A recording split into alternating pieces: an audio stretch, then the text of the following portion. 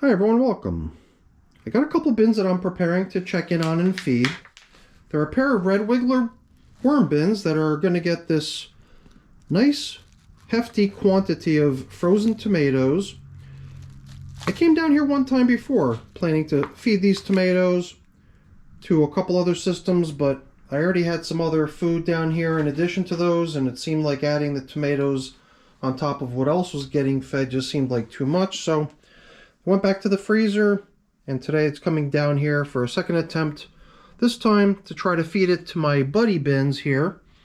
The older system being 166 days old today, and the younger 123 days, fed 11 and 15 times now, if I'm remembering correctly. 13 days have passed since the last check-in, when we gave them banana peels, coffee.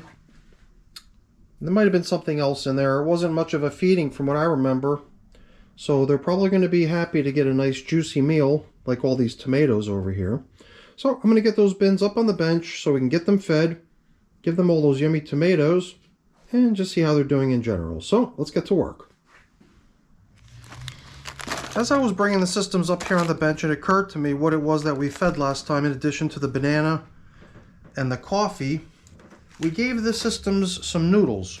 I had some leftover noodles from a soup, and those went in here, along with some coffee filters. Sort of like these coffee filters, except they were still in that cup form, the way a coffee filter is when it's still new. And the banana peels were broken up into small pieces and loaded into the coffee filters, sort of like little burritos. Alright, it's so early in the check-in and I'm already getting dirty here. So what I see here is interesting. These two worms connected to one another right here, and now they're sort of playing tug of war. They're mating, which is good, always a good sign in my book. And it seems like this little guy over here has got better traction, managing to tow the other guy away. Guy, girl, I don't think you can differentiate with worms because they've got the makings of both genders. So I'm not sure how they decide which is going to be the one to do the fertilization and which one's going to produce the fertilized cocoon. Perhaps they toss a coin. So my observation when I picked these both systems up to bring them over here onto the bench was how they were kind of heavy, leading me to believe that there's probably an adequate amount of moisture in here to suit the needs of the worms. But guess what? With all this tomato they're getting, and there's quite a bit in here, there's going to be a good bit of additional moisture coming in. So the worms are probably going to be very, very content with that. I'm sure they're not going to complain. So, I'm wondering how the last feeding from 13 days ago is holding up.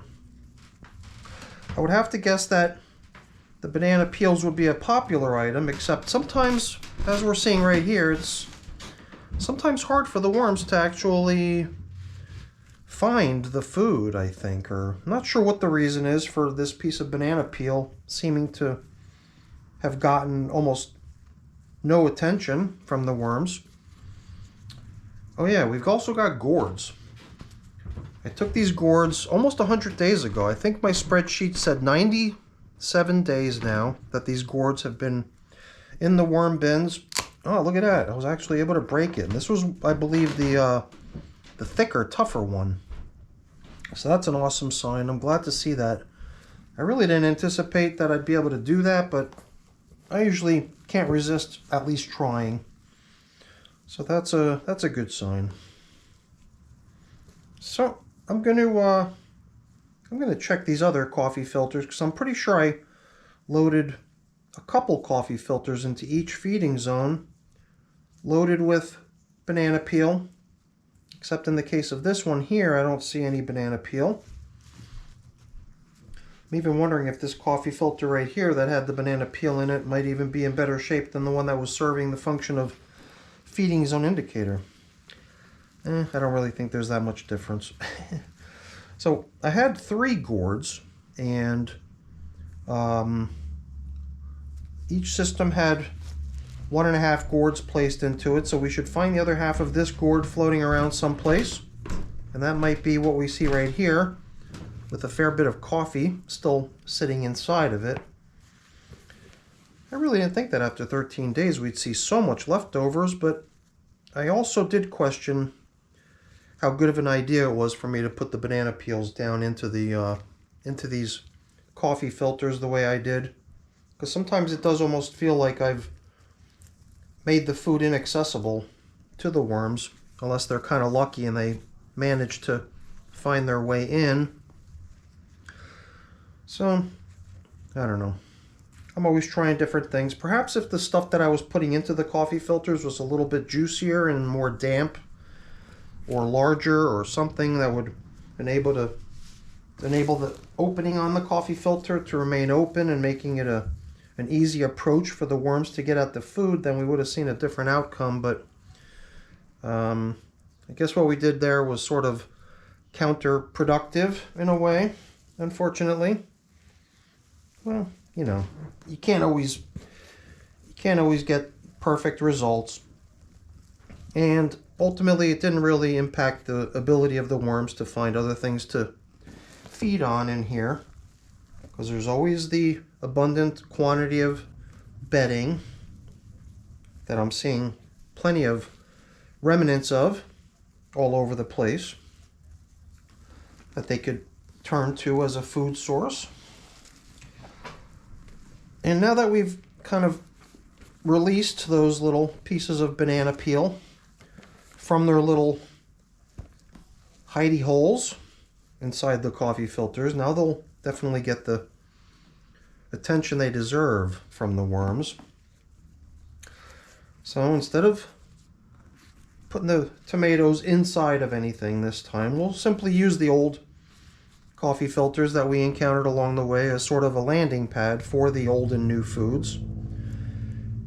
And here we are in bin number 1, or the older of the two bins, the 166-day-old system, almost ready to plop in today's feeding, and we've not even looked at the younger system, at the 123-day-old system.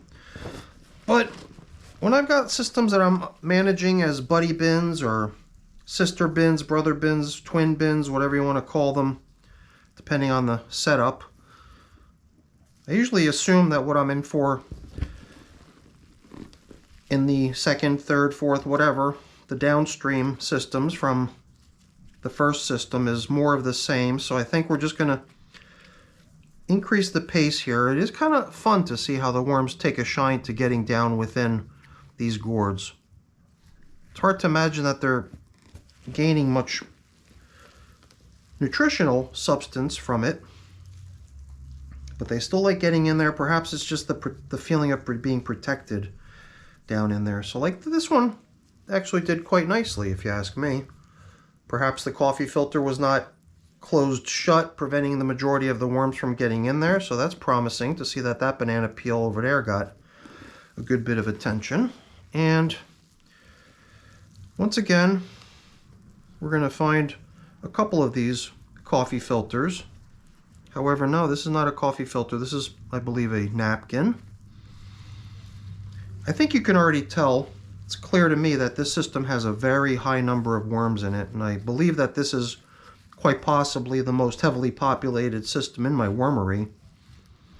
I don't have the exact numbers in front of me, but I believe that the estimated worm count in this system exceeds 4,000. It's not too surprising. So we've already found what I believe to be, yeah, here it is, okay. So we found the two pieces of the larger, the one whole gourd that was placed in here, but broken or cut in half, cracked in half in this case, plus half of a gourd. So each system got 1.5 gourds. 97 days ago, and I think I originally placed the gourds in whole, and then I decided later that it would probably be a good idea to open them up so that the insides of them would also get worked on, not just the outsides. And I don't recall how long it's been that way, but I think it's going to be a fairly long period of time before we can say goodbye to those gourds. Those gourds are going to be around for a long, long time. In fact, I wouldn't even be surprised if they outlive the lifespan of this system.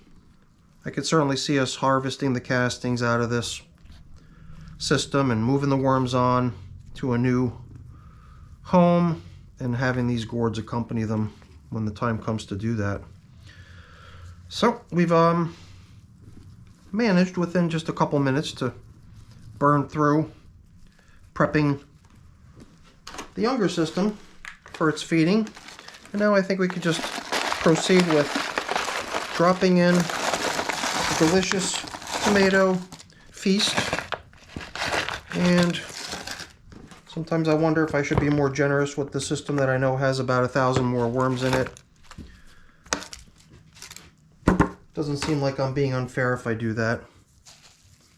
Here I'm sprinkling in a little bit of pulverized eggshell, which the worms can utilize as grit. And I think we're ready to backfill the feeding zones. So now we're going to turn to the outer edges of the systems to bring in some material from the side to cover up with, and as a result we will have pretty much tilled up and aerated the entire system, which will pretty much increase the apparent volume and amount of stuff in here, bringing it up to the rim practically.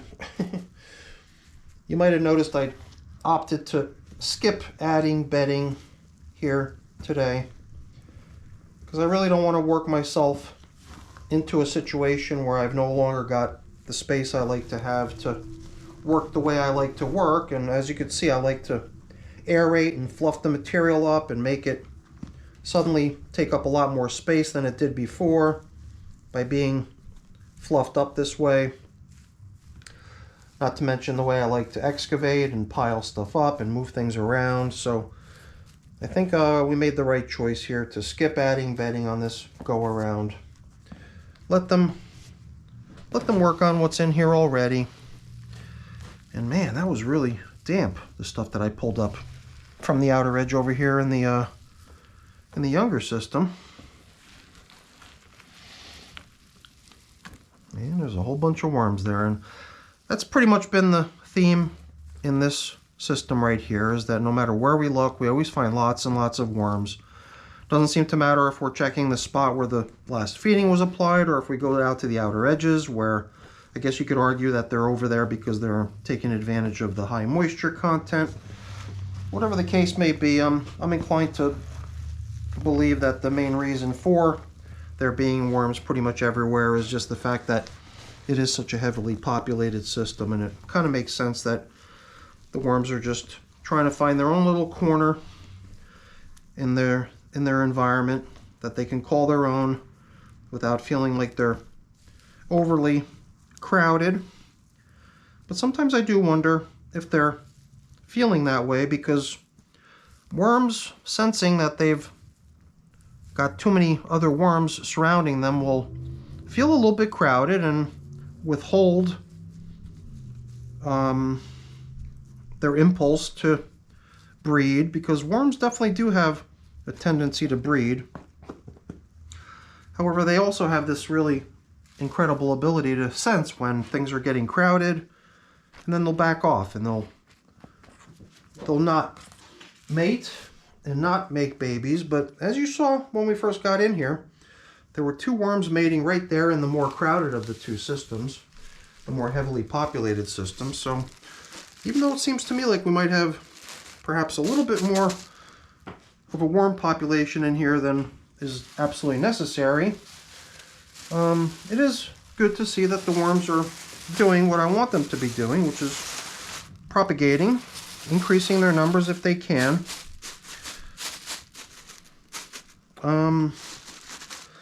Because I guess I would hate to think that anything that I had done by possibly building a system with way too many worms in it is going to result in worms that don't want to multiply. So that was kind of a nice thing that we bumped into over there. So I think we're now at the end of the video.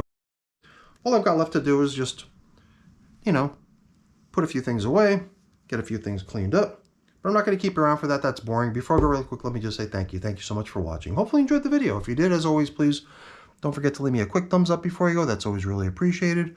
And if you haven't done so already, please also consider subscribing to the channel. That's very much appreciated as well. All right, everyone, have a great day. Thanks for watching. Bye now.